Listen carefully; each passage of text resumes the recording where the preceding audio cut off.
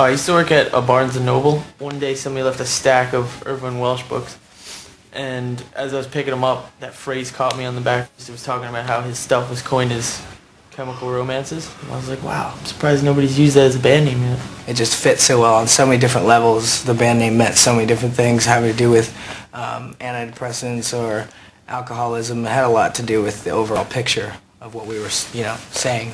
A lot of my influences come from my older brother. He started me playing guitar, and he used to listen to stuff like Jeff Beck, Joe Satriani, a lot of guitar players, Jimi Hendrix, and he got me into Guns N' Roses and Metallica and Iron Maiden. I started playing music because my dad played music, my grandfather played music, and it was just kind of in the family. Kind of fell into it, and then started playing guitar because I like to write songs. My dad started me on listening to blues, Richie Havens, other folk guitar players, and I learned about hardcore and got into that.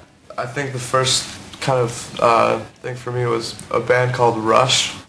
I love you dropping A band called Rush. I like Little Rush band too, called man. Who are they? I didn't mean it like that, That's when I started to get really into music. I wanted to get into music probably since the age of 6 or 7. I didn't quite know why.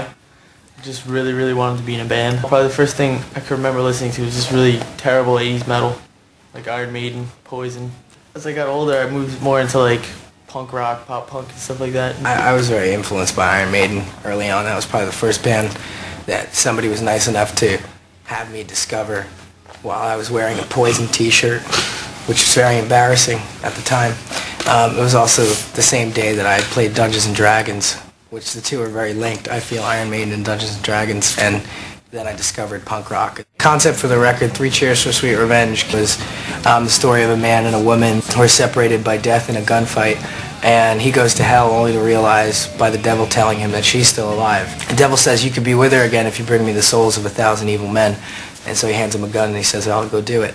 That was the idea behind the concept. The record ended up being much more about loss in real life than anything, so I would say it's a good split. When I was a kid, I realized that everybody dies, and I realized that one day I wouldn't have my parents, I wouldn't have anybody else, and I'd probably end up alone, and I'd even die. And I think I was 8, and I freaked out about it for a good 3 years. Not until I became a teenager did I even start to accept it.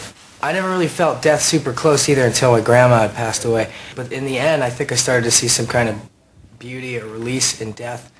And I think that made it even more so to become death obsessed. I think I was inspired more by movies than any musicians. There's a movie called Phantom of the Paradise by Brian De Palma, which is this rock opera from the 70s. Just like Rocky Horror Picture Show and rock operas and things like that. Because I like the element of theater involved in them, and I like the storytelling and the lyrics. That's what I like about Nick Cave or Tom Waits, is they're big storytellers. The blood on our hands and face during concerts